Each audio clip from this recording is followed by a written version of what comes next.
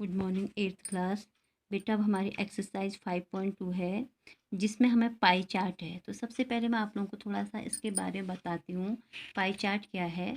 Class chapter start करने से पहले मैं आपके इसके एग्जांपल के क्वेश्चन भी कराऊंगी और पाई चार्ट क्या है इसके बारे में बता रही हूँ। पाई चार्ट ये कह रहा है कि क्या आपके सम्मुख कभी वृत्तीय रूप में निरूपित आंकड़े प्रस्तुत हुए हैं जैसा कि आकृति में दर्शाया गया है।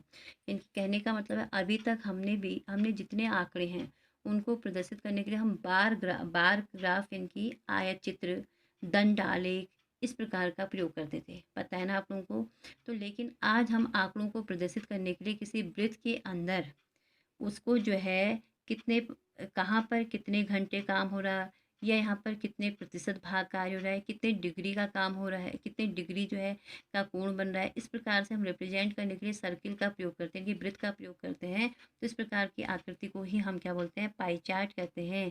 वे निरूपण वृत्त आलेख कहलाते हैं, कह रहा है, ठीक है। जिनको हम वृत्त के अंदर निरूपित करते हैं क्या कहलाते हैं, वृत्त आलेख, इनकी सर्किल ग्राफ्स कहलाते हैं। एक वृत्त आलेख एक संपूर्ण इनकी होल और उसके भागों में संबंध दर्शाता है। वहाँ यहाँ संपूर्ण वृत्त को त्रिज्यखंडों में विभाजित किया जाता है। प्रत्येक त्रिज्यखंड का साइज या माप उसके द्वारा निरूपित क्रियाकलाप या सूचना के समानुपाती होता है। अर्थात हम इसको कैसे निकालते हैं, तो इस तरीके से बताने के लिए इसमें पाई चार्ट का प्रयोग किया जाता है। पाई चार्ट के लिए हम क्या करते हैं, जैसे आपके पास एक क्वेश्चन है। क्वेश्चन क्या है, देखिए, वृत्त आलेख को ही हम क्या बोलते हैं, पाई चार्ट कहते हैं। कभी कभी क्वेश्चन में आ जाता है कि पाई चार्ट किसे कहते हैं, तो आप क्या लिखेंगे, वृत्त आलेख को पाई चार्ट कहते हैं। क्या कहा मैंने, वृत्त आलेख को पाई चार्ट कहते हैं। तो बेटा आप देखो, अपनी एक्सरसाइज स्टार्ट करने से पहले हम जो है एग्जाम्पल का क्वेश्चन बता रही हूँ मैं आप लोगों को। एग्जाम्पल में हमारे पास क्वेश्चन नंबर, उदाहरण नंबर 2 है आपकी बुक में। देखिए, एक विशेष दिन किसी बेकरी की दुकान में हुई विभिन्न वस्तुओं की बिक्री रुपयों में नीचे दी गई है। सामान्य ब्रेड 320 रुपये की बिकी है, फ्रूट ब्रेड 80 रुपये की, केक और पेस्ट्री 160 रुपये की, बिस्किट 120 की और अन्य कितने की बिकी है, 40 की। तो कुल कितने की बिकी यहाँ पर 720 की। इन आंकड़ों के लिए एक पाई चार्ट खींची, कह रहा है, ठीक है बेटा। तो हम इसको कैसे करेंगे, देखिए यहाँ पर हम प्रत्येक त्रिज्यखंड का केंद्रीय कोण ज्ञात करते हैं। यहाँ कुल बिक्री आपकी कितनी है, 720 रुपये की है। और इससे हमें निम्नलिखित सारणी प्राप्त होती है।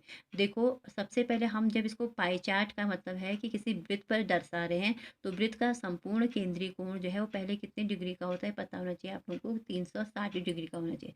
जिस प्रकार एक घड़ी की सुई, आपको मालूम है कि घड़ी की सुई, अगर जैसे मैं एक घड़ी यहाँ पर ड्रॉ कर रही हूँ, तो ये घड़ी है, ये घड़ी आपकी यहाँ से चलना स्टार्ट कर रही है और पुनः सपोज दैट 12 से सुई जो है 12 पर है, यहाँ से स्टार्ट करना शुरू चलना स्टार्ट करती है और दोबारा वापस उसी जगह पर वापस पहुँच जाती है। तो ये एक संपूर्ण चक्र कहलाता है, यानी कि जिसका मान कितना डिग्री होता है, 360 डिग्री। तो यही आपका संपूर्ण केंद्रीय कोण कितनी डिग्री का होता है, 360। अब हमारे पास एक क्वेश्चन है। इस क्वेश्चन को कैसे करते हैं, सबसे पहले हम एक कॉलम बनाते हैं।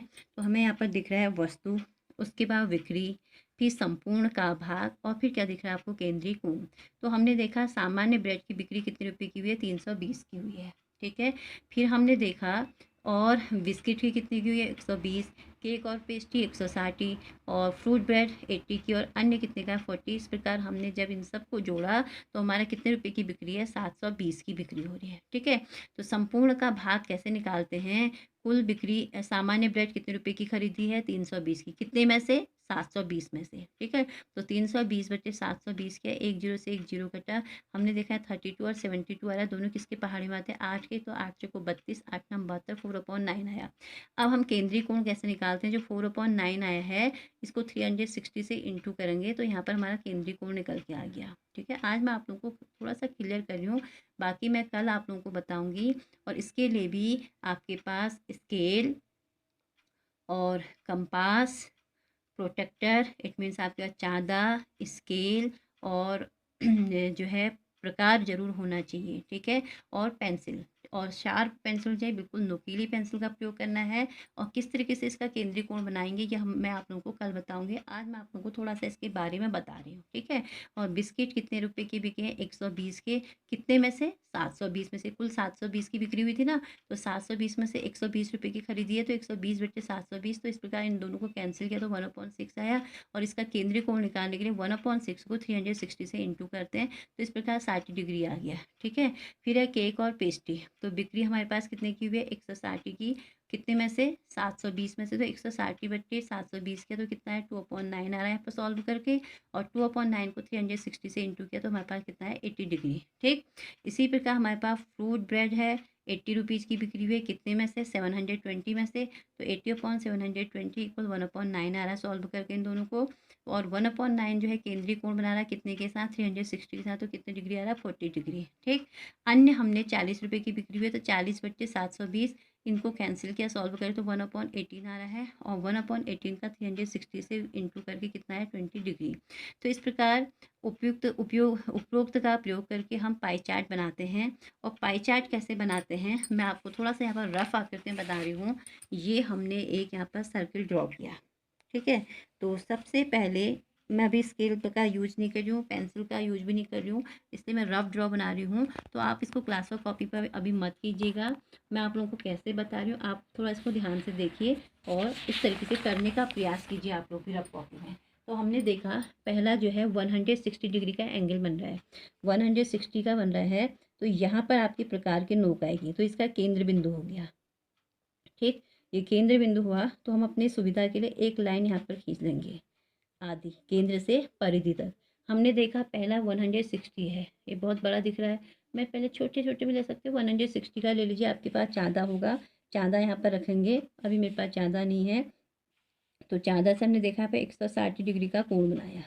अब यहाँ पर 160 डिग्री का कोण बन गया। फिर यहाँ पर चाँदा यहीं पर रहने दीजिए, उल्टा कर दीजिए, नीचे की ओर ले आएंगे उसको घुमा के, तो यहाँ पर 0 डिग्री। अगला कोण है 60, 0, 10, 20, 30, 40, 50, 60। आपके ये चाँदा पर 60 डिग्री का एंगल बन गया। ये 160 का, ये 60 का। फिर हमने देखा अगला कोण है 80 का, तो इसको फिर हम 0 मान लेंगे अपनी सुविधा के लिए, 0, फिर 10, 20, 30, 40, 50, 60, 70 एंड 80। तो इस प्रकार से 80 का ये बन गया, ठीक है बेटा। फिर हमने देखा 80 के बाद 40 का, तो ये 0 जाएगा, फिर 1, 2, 3, 4। तो इस प्रकार से हमारा कितने का हो जाएगा? 40 का। और बाकी जो बचेगा वो कितने डिग्री का एंगल बन गया? 20 डिग्री का। तो इस प्रकार से हम किसकी सहायता से बनाएंगे? चाँदा, प्रकार और पेंसिल की सहायता से। तो इसके बारे में मैं आप लोगों को कल बताऊंगी। इतना मैंने आज आप लोगों को बताया है कि पाई चार्ट क्या होता है। किसी वृत्त आलेख पर आंकड़ों को प्रदर्शित करना ही क्या कहलाता है? पाई चार्ट कहलाता है। पाई चार्ट निकालने के लिए मैंने आप लोगों को बताया किस तरीके से करते हैं। पहले वस्तुएं लिखेंगे, जहाँ पर वस्तु कितने प्रकार की कौन सी बिक्री है, फिर बिक्री कितनी हो रही है उसकी, फिर संपूर्ण का भाग निकालते हैं, फिर क्या निकालते हैं? केंद्रीय कोण। फिर उन केंद्रीय कोणों को पाई चार्ट में दर्शाते हैं। तो यही क्या कहलाता है? पाई चार्ट कहलाता है। ओके, ठीक है बेटा।